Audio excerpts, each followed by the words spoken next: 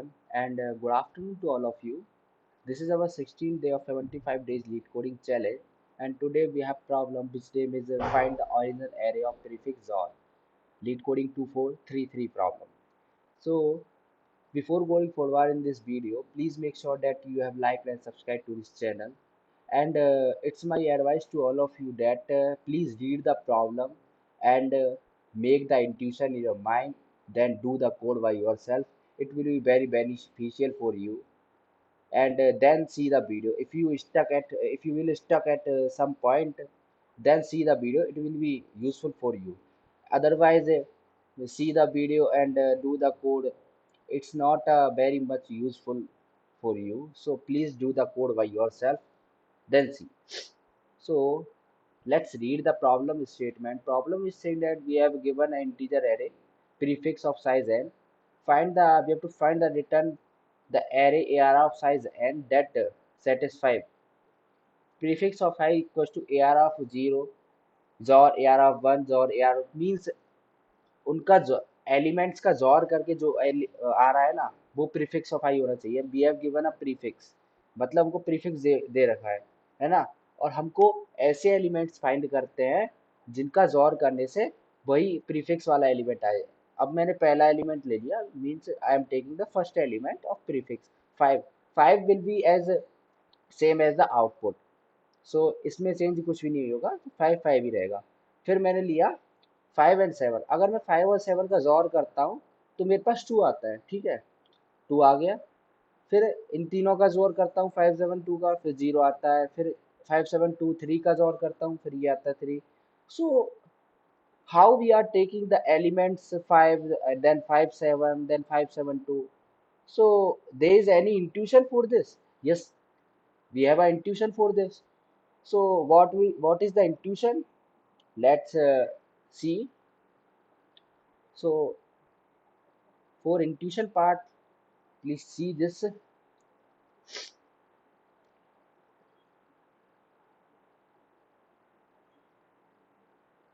Yes. So as you can see, we have given a prefix array 52031. So our output will be as, if I am taking this y1, then y2, then y3, then y4, तो our output कैसा आएगा? x1. x1 तो y1 के equal ही होगा क्योंकि first element तो equal ही होना है. तो x1 इक्वल टू y1, ये ठीक है. ठीक है. फिर जो सेकंड आउटपुट का जो सेकंड एलिमेंट आएगा वो क्या होगा? x1 और x2. वहां पे अपन ले रहे थे ना 5 और 7 कह रहे थे, हम कैसे फाइंड कर रहे थे एलिमेंट्स को, तो वो ऐसे ही होगा x1 और x2. ये किसके इक्वल होने चाहिए? y1 के, y2 के. देन फिर x1 और x2 और x3, ये y3 के इक्वल होना चाहिए. फिर ये वाली चीज y4 के इक्वल होनी चाहिए. तो मान लिया हमने x1 तो y1 के इक्वल है, ये तो होना ही है हर चीज में. ठीक है. तो XOR property, what is the XOR property? Do you know about this? So XOR says that if you will give me a same elements, means x and y are same, so I will give you a 0. Otherwise, I will give you 1. For different element, I will give you 1. For same element, I will not give you 1. I will give you 0. So, as you can see, x1 equals to y1. This is true. Then x1 और x2 equals to y2. This is true. So, अगर हम इसको लेते हैं और मेरे को क्या करना है, इसमें x2 को फाइंड करना है. बेसिकली x1 तो है मेरे पास, तो x2 को फाइंड करने के लिए क्या करूंगा मैं? y1 को दोनों में मल्टीप्लाई कर दूंगा, मीन जोर कर दूंगा. y1 के साथ दोनों का जोर कर दूंगा, क्योंकि हमें पता है y1 x1 के इक्वल है. तो y1 का दोनों में जोर करेंगे, तो y1 तो मेरे को पता है x1 के इक्वल है, तो x1 जोर x1 सेम सेम क्या हो जाएगा? 0. और 0 का जोर x2 के साथ क्या होगा? Different, means different x2. और ये क्या हो जाएगा? y1 जोर y2. ठीक है, ये हमारे पास प्रॉपर्टी होगी. फिर मैं लूंगा x1 और x2 और x3, ये y3 के इक्वल होना चाहिए, तो मैं ले लिया y3 के इक्वल है. चलो ठीक है. मेरे को यहाँ से क्या चाहिए? x3 चाहिए. तो पहले मैं क्या करता हूँ, x1 मेरे को पता है y1 के इक्वल है, y1 लिख दिया. x2 पता है y1 और y2 के इक्वल है, y1 और y2 लिख दिया. x3 x3 ही लिख दिया. So what I will find is, I have to find the x3. So as you can see, y1 and y1, these two are equal, means same. So XOR will give me 0, and 0 XOR y2 equals to y2. So y2 XOR x3 equals to y3. So ये मेरे को finally मिला है. ठीक है. अब मेरे को क्या करना है कि यार मेरे को x3 फाइंड करना है. तो x3 फाइंड करने के लिए मैं क्या करूंगा? दोनों और क्या कर दूंगा? y2 XOR x3 equals to y3 या सो मैं अब क्या कर दूंगा, यहाँ पे बाई टू है, ये हटाना पड़ेगा मेरे को। तो हटाने के लिए मैं क्या कर दूंगा, बाई टू के साथ जोर कर दे, क्योंकि बाई टू और बाई टू का जोर क्या हो जाएगा, जीरो, और जीरो जोर एक्स थ्री क्या हो जाएगा, एक्स थ्री। तो मेरे को एक्स थ्री फाइंड करना है ना, तो मेरे को बाई टू हटाना पड़ेगा। बाई टू कैसे हटेगा मेरे पास, बाई टू के साथ जोर कर दूंगा। जोर कर दिया बाई टू के साथ, यहाँ पे बाई टू के साथ जोर कर दिया, तो मेरे को क्या लगा, by two xor by three. So एक बार और देख लेते हैं कैसे हुआ, so that you will understand properly. मेरे को देख एक्स वन और x two equal to by two मिला, ठीक है, ये मेरे को चाहिए, ठीक है, एक्स वन मेरे पास है। अब मेरे को क्या चाहिए, एक्स टू। तो पहले मैं एक्स वन को बाई वन के इक्वल लिख देता हूँ, बाई वन और एक्स वन। हाँ, इसको पहले एक्स वन, ये मैंने लिखा नहीं है यहाँ पे, तुम लिख लेना।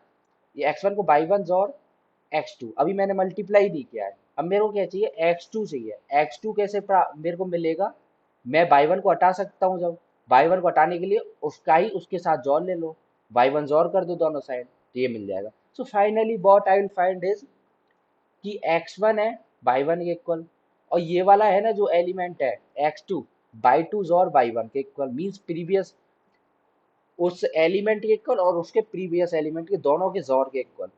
एक्स थ्री वाई टू और वाई थ्री, एक्स थ्री है जो एक्स थ्री यहाँ पे मिलेगा मेरे को, वो बाई टू और वाई थ्री के जोर के इक्वल, मीन्स करंट एलिमेंट और प्रीवियस एलिमेंट को दोनों को जोर करा दो, फाइनली वो मेरे को एलिमेंट मिल जाएगा, ठीक है, फाइनल आउटपुट में। तो मेरे को फाइनली इससे क्या मिला, ठीक है, firstly I have to find the xor property. What is xor property, if you know the job property, then you can do this question by very easily, because there is no concept. If you know job property, then it's very simple for you. So finally मेरे को क्या करना, कि final जो output array आएगा ना, उसके array उसमें जो एलिमेंट्स मिलेंगे, उसमें एलिमेंट्स कैसे मिलेंगे, जैसे मेरे को फाइनली आउटपुट एरे मेरा बी है, वेक्टर इंट बी। तो बी का जैसे फर्स्ट एलिमेंट मेरे को फाइंड करना है, b of one, zero index है ना। बी ऑफ वन कैसा होगा, जो मेरा प्रीफिक्स वाला एरे है ना, prefix of one jaw prefix of zero, means current element और प्रीवियस एलिमेंट के जॉर को करा दो, उसका एलिमेंट मिल जाएगा मेरे को वेक्टर। सो अब कोड करते हैं, so that you can understand properly.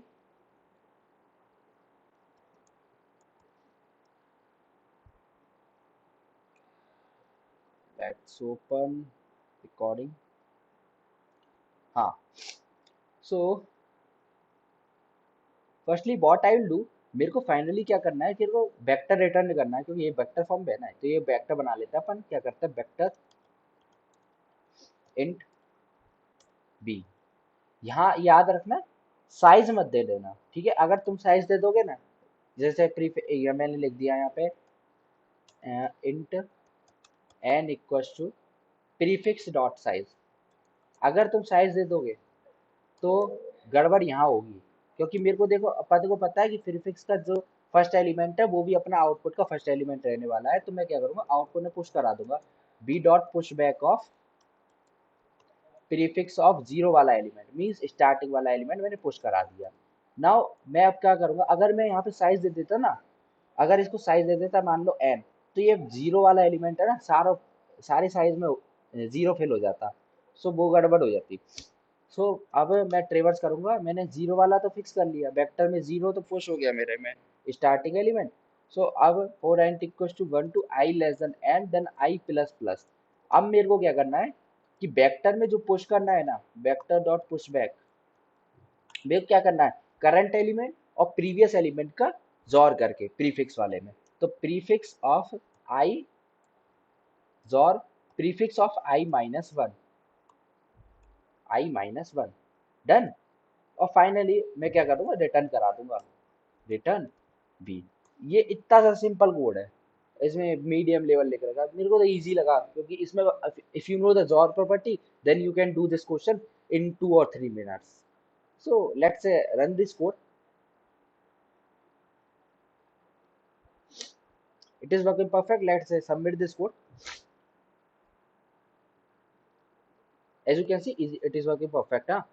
So let's discuss about time and space complexity. So as you can see, we are taking a vector. So the space will be big of n, because इसके equal होगा ना prefix dot size के लिए, तो big of n will be the time space complexity, and we are traversing the whole array. So time complexity will be big of n also. So अब अपन क्या कर सकते हैं, it's your task to do minimize this space. We are taking big of n space, but we can do this question in big of one space. So how we will do? It's your task. You will find the how we can optimize the code, because optimization is हम space कम करेंगे बस, क्योंकि ट्रेवर्स तो करना ही पड़ेगा. वो तो time complexity big of n रहेगी, और लॉग एन में कर सको तो आप देख लेना. वैसे मेरे हिसाब से बिग ऑफ एन ही रहेगी. और if you no another approaches, जैसे अपन स्पेस ऑप्टिमाइजेशन या कुछ भी करके कर दें, तो प्लीज उसको कमेंट करना, so that other students can see your solution, and I will show your name on this video. Okay, so please like share and subscribe. अगर नहीं किया है तो प्लीज लाइक शेयर सब्सक्राइब कर दो, क्योंकि मेहनत बहुत डालनी पड़ रही है वीडियो बनाने में. तभी पैसे भी ठीक नहीं है, तब भी बनाई जा रही है. तो प्लीज लाइक शेयर सब्सक्राइब कर देना. एंड मिलेंगे नेक्स्ट वीडियो में, तब तक के लिए बाय. ओके.